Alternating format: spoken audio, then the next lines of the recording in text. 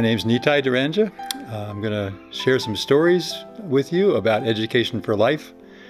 These are stories that were important to me in my training as a teacher. I began many years ago, 1972, starting with these principles and working with my teacher, J. Donald Walters.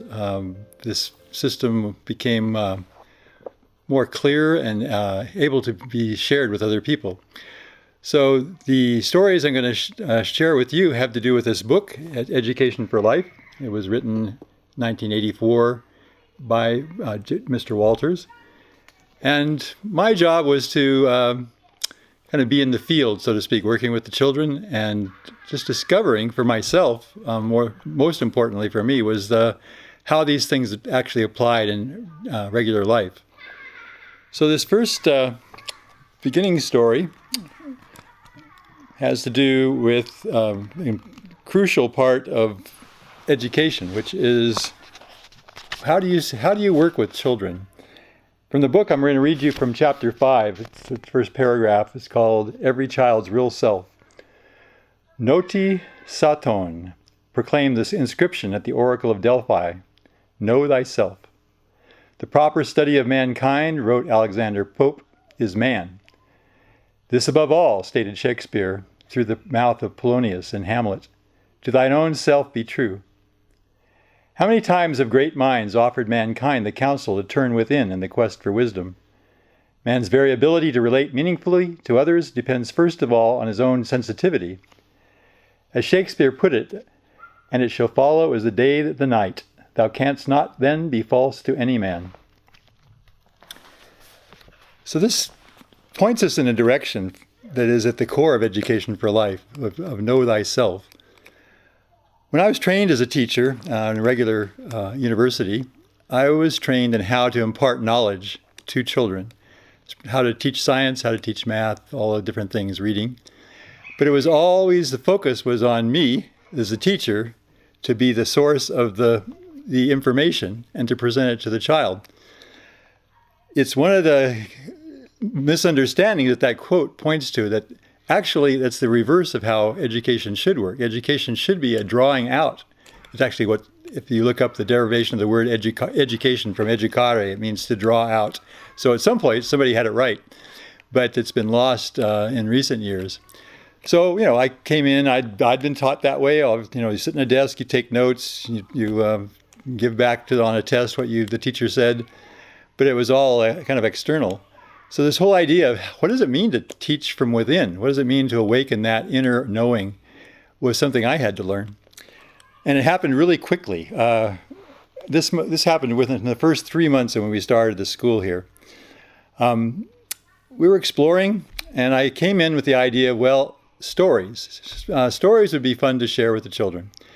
And I had picked up, for various reasons, a book called the Ramayana, which is one of the epics from India. And I would read the story, which I was just learning myself, and I would share it with the children each day. And so the children I was working with were from ages 4 to 8, so they were quite young, and their vocabularies had a lot of development to go through later on. So we'd stop whenever we got to a big word and just discuss what it was about. So this one day, I came in and I was telling a story about one of the superheroes from that era. He was called Hanuman. And he was soaring through the sky like a meteor. And I stopped at that point and I said, meteor is a big word. Does anyone have an idea of what it might signify? And somebody raised their hand and they said, I know. So I said, okay, what's a meteor? And they said, it's somebody that eats hamburgers. And that has a special meaning in our school because everybody was a vegetarian at that point. So we have had this idea of this superhero flying through the sky eating a McDonald's Big Mac. And so I just kind of inwardly laughed and tried to stifle it, because that's you expect that of children, the misunderstanding.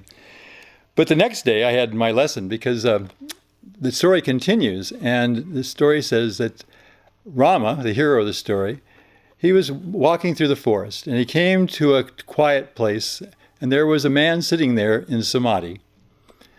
And Samadhi is a term that is, at that, especially back in the early 70s, very few people knew what it had any idea what it meant. So anyway, we stopped at that word, and I said, okay, a Samadhi. I said, that's a very interesting word. Does anybody have an idea what Samadhi means? And one of my, the youngest girl, little girl in the class, her name was Nicole. She's 4 years old.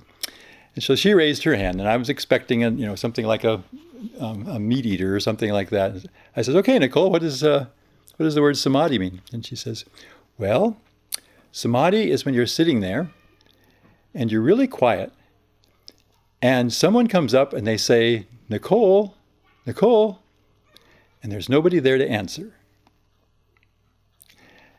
And I took a deep breath, and I just was kind of stunned by the depth of her answer, as well as by the simplicity of it and the fact that it was completely meaningful to her, as her 4-year-old mind.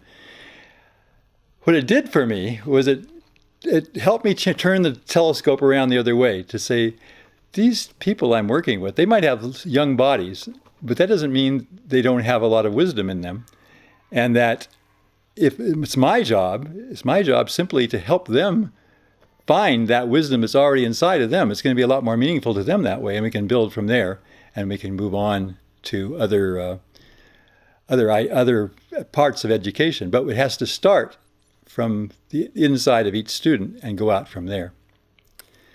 So now the next time we have a chance to share, I wanted to share a second story that helped me to further that perspective.